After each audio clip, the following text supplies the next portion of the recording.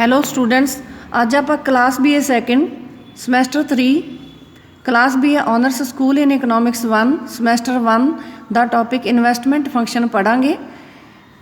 ਪਿਛਲੀ ਵੀਡੀਓਜ਼ ਦੇ ਵਿੱਚ ਵੀ ਆਪਾਂ ਇਨਵੈਸਟਮੈਂਟ ਫੰਕਸ਼ਨ ਬਾਰੇ ਪੜ੍ਹ ਚੁੱਕੇ ਹਾਂ। ਪਿਛਲੀ ਵੀਡੀਓਜ਼ ਦੇ ਵਿੱਚ ਆਪਾਂ ਇਨਵੈਸਟਮੈਂਟ ਦਾ ਮੀਨਿੰਗ, ਟਾਈਪਸ ਅਤੇ ਡਿਟਰਮੀਨੈਂਟਸ ਆਫ ਇੰਡਿਊਸਡ ਇਨਵੈਸਟਮੈਂਟ ਪੜ੍ਹ ਚੁੱਕੇ ਹਾਂ। ਅੱਜ ਆਪਾਂ ਇਨਵੈਸਟਮੈਂਟ ਫੰਕਸ਼ਨ ਪੜ੍ਹਾਂਗੇ। ਇਨਵੈਸਟਮੈਂਟ ਨੂੰ ਪ੍ਰਭਾਵਿਤ ਕਰਨ ਵਾਲੇ ਫੈਕਟਰਸ ਦੇ ਬਾਰੇ ਪੜ੍ਹਾਂਗੇ। ਇਨਵੈਸਟਮੈਂਟ ਨੂੰ ਕਿਹੜੇ ਤੱਤ ਪ੍ਰਭਾਵਿਤ ਕਰਦੇ ਆ ਉਹਨਾਂ ਬਾਰੇ ਅੱਜ ਆਪਾਂ ਪੜ੍ਹਾਂਗੇ। ਵੈਸੇ ਮੇਨ ਫੈਕਟਰ ਹੈ ਜਿਹੜੇ ਉਹ ਰੇਟ ਆਫ ਇੰਟਰਸਟ ਅਤੇ MEC ਹੈ, ਇਹਨਾਂ ਬਾਰੇ ਆਪਾਂ ਪੜ੍ਹ ਚੁੱਕੇ ਹਾਂ। Investment is a function of rate of interest and MEC rate of interest ਅਤੇ ਇਨਵੈਸਟਮੈਂਟ ਦੇ ਵਿੱਚ ਪਾਏ ਜਾਣ ਵਾਲੇ ਫੰਕਸ਼ਨਲ ਰਿਲੇਸ਼ਨ ਨੂੰ ਇਨਵੈਸਟਮੈਂਟ ਫੰਕਸ਼ਨ ਕਿਹਾ ਜਾਂਦਾ। ਪਰ ਹੋਰ ਵੀ ਬਹੁਤ ਸਾਰੇ ਫੈਕਟਰ ਹੈ ਜਿਹੜੇ ਇਨਵੈਸਟਮੈਂਟ ਨੂੰ ਪ੍ਰਭਾਵਿਤ ਕਰਦੇ ਆ, ਜਿਵੇਂ ਟੈਕਨੋਲੋਜੀ ਹੈ, ਨੈਚੁਰਲ ਰਿਸੋਰਸਿਸ ਹੈ, ਗੌਰਮੈਂਟ ਪੋਲਿਸੀਜ਼ ਹੈ, ਫੋਰਨ ਟਰੇਡ ਹੈ, ਐਗਰੀਗੇਟ ਡਿਮਾਂਡ ਹੈ, ਐਕਸਪੈਕਟੇਸ਼ਨਸ ਹੈ, ਰੇਟ ਆਫ ਪਾਪੂਲੇਸ਼ਨ ਗਰੋਥ ਹੈ। ਇਹ ਸਾਰੇ ਫੈਕਟਰ ਵੀ ਇਨਵੈਸਟਮੈਂਟ ਨੂੰ ਪ੍ਰਭਾਵਿਤ ਕਰਦੇ ਆ। ਇਹਨਾਂ ਸਾਰੇ ਫੈਕਟਰਸ ਇਨਵੈਸਟਮੈਂਟ ਨੂੰ ਪ੍ਰਭਾਵਿਤ ਕਰਨ ਵਾਲੇ ਇਹਨਾਂ ਸਾਰੇ ਫੈਕਟਰਸ ਅਤੇ ਇਨਵੈਸਟਮੈਂਟ ਦੇ ਵਿੱਚ ਜਿਹੜਾ ਫੰਕਸ਼ਨਲ ਰਿਲੇਸ਼ਨ ਪਾਇਆ ਜਾਂਦਾ ਉਸ ਨੂੰ ਇਨਵੈਸਟਮੈਂਟ ਫੰਕਸ਼ਨ ਕਿਹਾ ਜਾਂਦਾ। ਹੁਣ ਆਪਾਂ ਇਹਨਾਂ ਸਾਰੇ ਫੈਕਟਰਸ ਬਾਰੇ ਪੜ੍ਹਦੇ ਹਾਂ, ਕਿਹੜੇ ਫੈਕਟਰ ਹੈ ਜਿਹੜੇ ਇਨਵੈਸਟਮੈਂਟ ਨੂੰ ਪ੍ਰਭਾਵਿਤ ਕਰਦੇ ਆ। ਪਹਿਲਾ ਹੈ ਟੈਕਨੋਲੋਜੀਕਲ ਐਡਵਾਂਸ ਐਂਡ ਇਨੋਵੇਸ਼ਨਸ। ਇਕਨੋਮਿਸਟਸ ਕਹਿੰਦੇ ਆ ਕਿ ਜਿਵੇਂ ਇਕੋਨਮੀ ਦੇ ਵਿੱਚ ਟੈਕਨੀਕਲ ਪ੍ਰੋਗਰੈਸ ਹੁੰਦੀ ਹੈ ਤਾਂ ਉਹਦੇ ਨਾਲ ਇਨਵੈਸਟਮੈਂਟ ਲੈਵਲ ਵੱਧਦਾ ਹੈ। ਇੰਡੀਅਨ ਇਕੋਨਮੀ ਦੇ ਵਿੱਚ ਜਿਵੇਂ ਐਗਰੀਕਲਚਰ ਅਤੇ ਇੰਡਸਟਰੀਅਲ ਸੈਕਟਰ ਦੇ ਵਿੱਚ ਟੈਕਨੀਕਲ ਪ੍ਰੋਗਰੈਸ ਹੋਈ ਆ, ਉਸ ਟੈਕਨੀਕਲ ਪ੍ਰੋਗਰੈਸ ਹੋਣ ਕਾਰਨ ਲੇਬਰ ਸੇਵਿੰਗ ਅਤੇ ਕੈਪੀਟਲ ਸੇਵਿੰਗ ਮਸ਼ੀਨਾਂ ਯੂਜ਼ ਹੋਣ ਲੱਗ ਗਈਆਂ। ਇਹਨਾਂ ਲੇਬਰ ਸੇਵਿੰਗ ਅਤੇ ਕੈਪੀਟਲ ਸੇਵਿੰਗ ਮਸ਼ੀਨਾਂ ਦਾ ਯੂਜ਼ ਹੋਣ ਕਾਰਨ ਇਨਵੈਸਟਮੈਂਟ ਦਾ ਲੈਵਲ ਵਧਿਆ।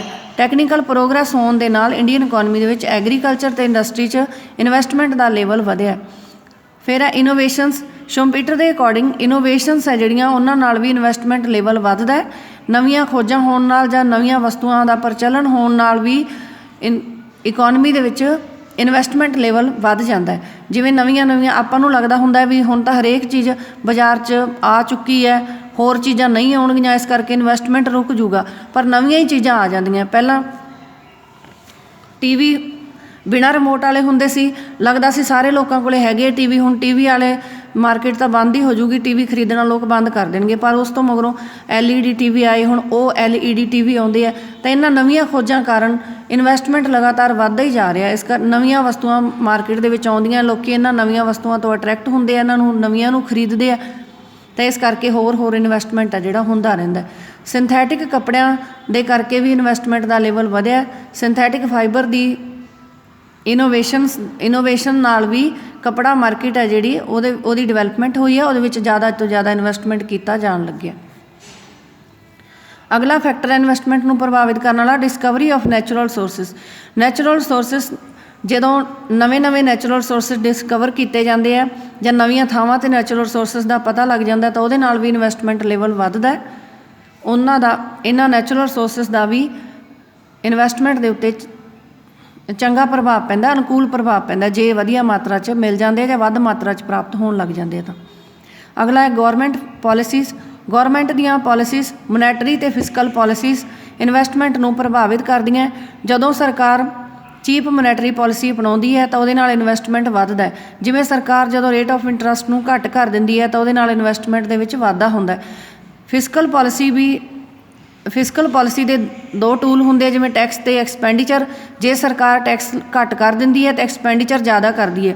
ਜੇ ਉਹ ਆਪਣੇ ਕੁਛ ਇਹੋ ਜਿਹੀਆਂ ਯੋਜਨਾਵਾਂ ਜਾਂ ਇਹੋ ਜਿਹੀਆਂ ਪਲੈਨਿੰਗ ਚਲਾਉਂਦੀ ਹੈ ਜਿਨ੍ਹਾਂ ਦੇ ਵਿੱਚ ਐਕਸਪੈਂਡੀਚਰ ਕੀਤਾ ਜਾਂਦਾ ਸਰਕਾਰ ਦੁਆਰਾ, ਗੌਰਮੈਂਟ ਐਕਸਪੈਂਡੀਚਰ ਕੀਤਾ ਜਾਂਦਾ, ਤਾਂ ਉਹਦੇ ਨਾਲ ਵੀ ਇਨਵੈਸਟਮੈਂਟ ਦੇ ਵਿੱਚ ਵਾਧਾ ਹੁੰਦਾ। ਇਸ ਕਰਕੇ ਜਦੋਂ ਸਰਕਾਰ ਦੀਆਂ ਪੋਲਿਸੀਜ਼ ਇਨਵੈਸਟਮੈਂਟ ਦੇ ਅਨੁਕੂਲ ਹੁੰਦੀਆਂ ਤਾਂ ਉਦੋਂ ਇਨਵੈਸਟਮੈਂਟ ਦੇ ਵਿੱਚ ਵਾਧਾ ਹੁੰਦਾ। ਅਗਲਾ ਫੈਕਟਰ ਹੈ ਫੋਰਨ ਟਰੇਡ। ਜੇ ਵੱਧ ਮਾਤਰਾ 'ਚ ਹੋ ਰਿਹਾ ਜਾਂ ਵਧੀਆ ਹੋ ਰਿਹਾ ਤਾਂ ਇਨਵੈਸਟਮੈਂਟ ਦੇ ਉੱਤੇ ਚੰਗਾ ਪ੍ਰਭਾਵ ਪੈਂਦਾ। ਵੱਧ ਤੋਂ ਵੱਧ ਵਸਤੂਆਂ ਨੂੰ ਐਕਸਪੋਰਟ ਕੀਤਾ ਜਾਂਦਾ। ਵੱਧ ਵਸਤੂਆਂ ਐਕਸਪੋਰਟ ਕਰਨ ਵਾਸਤੇ ਇਨਵੈਸਟਮੈਂਟ ਦਾ ਲੈਵਲ ਹੈ ਜਿਹੜਾ ਉਹ ਵੀ ਵਧਾਇਆ ਜਾਂਦਾ। ਫੋਰਨ ਟਰੇਡ ਜੇ ਅਨੁਕੂਲ ਹੁੰਦਾ ਤਾਂ ਇਹਦਾ ਇਨਵੈਸਟਮੈਂਟ ਦੇ ਉੱਤੇ ਚੰਗਾ ਪ੍ਰਭਾਵ ਪੈਂਦਾ। ਜੇ ਦੂਜੇ ਦੇਸ਼ਾਂ ਨਾਲ ਵਪਾਰਕ ਸੰਬੰਧ ਚੰਗੇ ਨਹੀਂ ਹੈਗੇ ਤਾਂ ਇਨਵੈਸਟਮੈਂਟ ਲੈਵਲ ਵੀ ਘੱਟ ਜਾਂਦਾ। ਅਗਲਾ ਫੈਕਟਰ ਹੈ ਪੋਲੀਟੀਕਲ ਇਨਵਾਇਰਨਮੈਂਟ।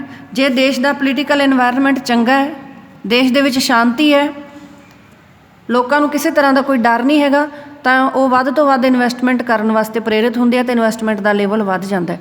ਜੇ ਬਾਹਰੀ ਹਮਲਿਆਂ ਤੋਂ ਲੋਕਾਂ ਨੂੰ ਡਰ ਨਹੀਂ ਹੈਗਾ ਜਾਂ ਅੰਦਰੂਨੀ ਵੀ ਸ਼ਾਂਤੀ ਹੈ ਤਾਂ ਉਦੋਂ ਇਨਵੈਸਟਮੈਂਟ ਦਾ ਲੈਵਲ ਵੱਧ ਹੁੰਦਾ ਹੈ। ਜੇ ਅੰਦਰੂਨੀ ਸ਼ਾਂਤੀ ਨਹੀਂ ਹੈਗੀ ਹੈ, ਗੌਰਮੈਂਟ ਦੇ ਵਿੱਚ ਲੋਕਾਂ ਦਾ ਯਕੀਨ ਨਹੀਂ ਹੈਗਾ, ਗੌਰਮੈਂਟ ਦੀਆਂ ਪੋਲਿਸੀਜ਼ ਦੇ ਤੋਂ ਲੋਕ ਖੁਸ਼ ਨਹੀਂ ਹੈਗੇ ਹੈ, ਤਾਂ ਉਦੋਂ ਇਨਵੈਸਟਮੈਂਟ ਦੇ ਉੱਤੇ ਪ੍ਰਤੀਕੂਲ ਪ੍ਰਭਾਵ ਪੈਂਦਾ, ਉਦੋਂ ਇਨਵੈਸਟਮੈਂਟ ਦੇ ਉੱਤੇ ਮਾੜਾ ਪ੍ਰਭਾਵ ਪੈਂਦਾ। ਜਦੋਂ ਵਿਦੇਸ਼ੀ ਹਮਲਿਆਂ ਦਾ ਡਰ ਹੁੰਦਾ ਉਦੋਂ ਵੀ ਇਨਵੈਸਟਮੈਂਟ ਘੱਟ ਜਾਂਦਾ, ਉਦੋਂ ਵੀ ਇਨਵੈਸਟਮੈਂਟ ਦੇ ਉੱਤੇ ਬੁਰਾ ਪ੍ਰਭਾਵ ਪੈਂਦਾ। ਫਿਰ ਐਕਸਪੈਕਟੇਸ਼ਨਸ, ਜੇ ਇਨਵੈਸਟਮੈਂਟ ਕਰਨ ਵਾਲਿਆਂ ਨੂੰ ਵੱਧ ਤੋਂ ਵੱਧ ਪ੍ਰੋਫਿਟ ਹੋ ਰਹੇ ਹੈ, ਅੱਜ ਦੀ ਕੰਡੀਸ਼ਨ ਚੰਗੀ ਹੈ, ਤਾਂ ਉਹ ਫਿਊਚਰ ਬਾਰੇ ਵੀ ਚੰਗਾ ਐਕਸਪੈਕਟ ਕਰਦੇ ਆ, ਆਸ਼ਾਵਾਦੀ ਹੁੰਦੇ ਆ ਅਤੇ ਵੱਧ ਤੋਂ ਵੱਧ ਇਨਵੈਸਟਮੈਂਟ ਕਰਦੇ ਹੈ। ਜੇ ਅੱਜ ਮੰਦੀ ਦੀ ਸਥਿਤੀ ਚੱਲ ਰਹੀ ਹੈ, ਇਨਵੈਸਟਮੈਂਟ ਕਰਨ ਵਾਲਿਆਂ ਦੇ ਪ੍ਰੋਫਿਟ ਘਟ ਰਹੇ ਹੈ, ਤਾਂ ਆਉਣ ਵਾਸਤੇ ਫਿਊਚਰ ਵਾਸਤੇ ਵੀ ਉਹ ਚੰਗਾ ਐਕਸਪੈਕਟ ਨਹੀਂ ਕਰਦੇ, ਇਸ ਕਰਕੇ ਉਹ ਨਿਰਾਸ਼ਾਵਾਦੀ ਹੋ ਜਾਂਦੇ ਆ ਅਤੇ ਇਨਵੈਸਟਮੈਂਟ ਨੂੰ ਘਟਾ ਦਿੰਦੇ ਆ, ਇਨਵੈਸਟਮੈਂਟ ਦੇ ਉੱਤੇ ਬੁਰਾ ਪ੍ਰਭਾਵ ਪੈਂਦਾ ਹੈ। ਫਿਰ rate of population growth rate ਜਿੰਨੀ ਜ਼ਿਆਦਾ ਹੋਊਗੀ ਉਨੀਆਂ ਲੋਕਾਂ ਦੀਆਂ ਲੋੜਾਂ ਜ਼ਿਆਦਾ ਹੋਣਗੀਆਂ, ਉਹਨਾਂ ਲੋੜਾਂ ਨੂੰ ਪੂਰੀਆਂ ਕਰਨ ਵਾਸਤੇ ਵੱਧ ਤੋਂ ਵੱਧ ਸਾਧਨਾਂ ਦੀ ਲੋੜ ਹੁੰਦੀ ਹੈ, ਵੱਧ ਤੋਂ ਵੱਧ ਵਸਤੂਆਂ ਦੀ ਲੋੜ ਹੁੰਦੀ ਹੈ, ਇਸ ਕਰਕੇ ਵੱਧ ਵਸਤੂਆਂ ਨੂੰ ਪ੍ਰੋਡਿਊਸ ਕਰਨ ਵਾਸਤੇ ਵੱਧ ਇਨਵੈਸਟਮੈਂਟ ਕਰਨਾ ਪੈਂਦਾ।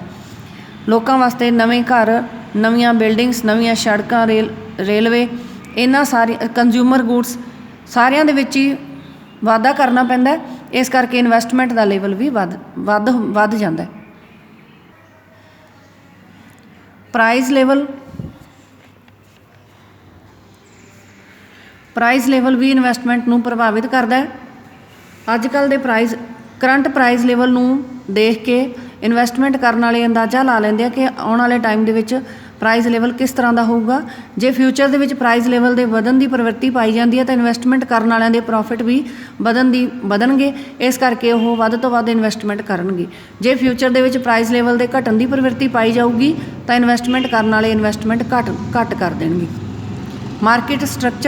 ਮਾਰਕੀਟ ਦਾ ਸਟਰਕਚਰ ਵੀ ਇਨਵੈਸਟਮੈਂਟ ਨੂੰ ਪ੍ਰਭਾਵਿਤ ਕਰਦਾ ਹੈ। ਮਾਰਕੀਟ ਦੇ ਵਿੱਚ ਕੰਪੀਟੀਸ਼ਨ ਪਾਇਆ ਜਾ ਰਿਹਾ ਜਾਂ ਮੋਨੋਪਲੀ ਹੈ, ਇਹ ਸਥਿਤੀਆਂ ਵੀ ਇਨਵੈਸਟਮੈਂਟ ਨੂੰ ਪ੍ਰਭਾਵਿਤ ਕਰਦੀਆਂ। ਜਦੋਂ ਮਾਰਕੀਟ ਦੇ ਵਿੱਚ ਕੰਪੀਟੀਸ਼ਨ ਪਾਇਆ ਜਾਂਦਾ ਹੈ ਤਾਂ ਕੰਪੀਟੀਸ਼ਨ ਹੋਣ ਕਰਕੇ ਹਰੇਕ ਇਨਵੈਸਟਮੈਂਟ ਕਰਨ ਵਾਲੇ ਨੂੰ ਜਾਂ ਹਰੇਕ ਪ੍ਰੋਡਿਊਸਰ ਨੂੰ ਇਹ ਹੁੰਦਾ ਕਿ ਉਹਦੀਆਂ ਵਸਤੂਆਂ ਵੱਧ ਵਿਕਣ, ਅਤੇ ਉਹ ਵੱਧ ਵਸਤੂਆਂ ਵੇਚਣ ਵਾਸਤੇ ਆਪਣੀ ਕੋਸਟ ਨੂੰ ਘੱਟ ਕਰਨ ਦੀ ਕੋਸ਼ਿਸ਼ ਕਰਦੇ ਆ। ਜਦੋਂ ਉਹ ਕੋਸਟ ਨੂੰ ਘੱਟ ਕਰਨ ਦੀ ਕੋਸ਼ਿਸ਼ ਕਰਦੇ ਆ ਤਾਂ ਨਵੀਆਂ ਤਕਨੀਕਾਂ ਲਾਗੂ ਕਰਦੇ ਆ। ਨਵੀਆਂ ਤਕਨੀਕਾਂ ਲਾਗੂ ਹੋਣ ਕਰਕੇ ਇਨਵੈਸਟਮੈਂਟ ਦੇ ਵਿੱਚ ਵਾਧਾ ਕੀਤਾ ਜਾਂਦਾ, ਇਨਵੈਸਟਮੈਂਟ ਵੱਧਦਾ। ਕੰਪੀਟੀਸ਼ਨ ਦੇ ਨਾਲ ਇਨਵੈਸਟਮੈਂਟ ਦੇ ਵਿੱਚ ਵਾਧਾ ਹੁੰਦਾ ਹੈ। ਜਦੋਂ ਕੰਪੀਟੀਸ਼ਨ ਨਹੀਂ ਪਾਇਆ ਜਾਂਦਾ, ਮੋਨੋਪਲੀ ਦੀ ਸਥਿਤੀ ਪਾਈ ਜਾਂਦੀ ਹੈ, ਤਾਂ ਇੱਕੋ ਹੀ ਪ੍ਰੋਡਿਊਸਰ ਹੁੰਦਾ, ਇਸ ਕਰਕੇ ਉਹ ਨਵੀਆਂ ਤਕਨੀਕਾਂ ਅਪਣਾਉਣ ਦੀ ਕੋਸ਼ਿਸ਼ ਨਹੀਂ ਕਰਦਾ ਅਤੇ ਇਨਵੈਸਟਮੈਂਟ ਦਾ ਲੈਵਲ ਵੀ ਘੱਟ ਹੁੰਦਾ, ਇਨਵੈਸਟਮੈਂਟ ਵੱਧ ਨਹੀਂ ਹੁੰਦਾ। ਕੰਪੀਟੀਸ਼ਨ ਦੇ ਵਿੱਚ ਇਨਵੈਸਟਮੈਂਟ ਵੱਧ ਪਾਇਆ ਜਾਂਦਾ ਪਰ ਮੋਨੋਪਲੀ 'ਚ ਇਨਵੈਸਟਮੈਂਟ ਘੱਟ ਪਾਇਆ ਜਾਂਦਾ। ਅਵੇਲੇਬਿਲਿਟੀ ਆਫ ਫਾਈਨਾਂਸ, ਜਿੰਨਾ ਜ਼ਿਆਦਾ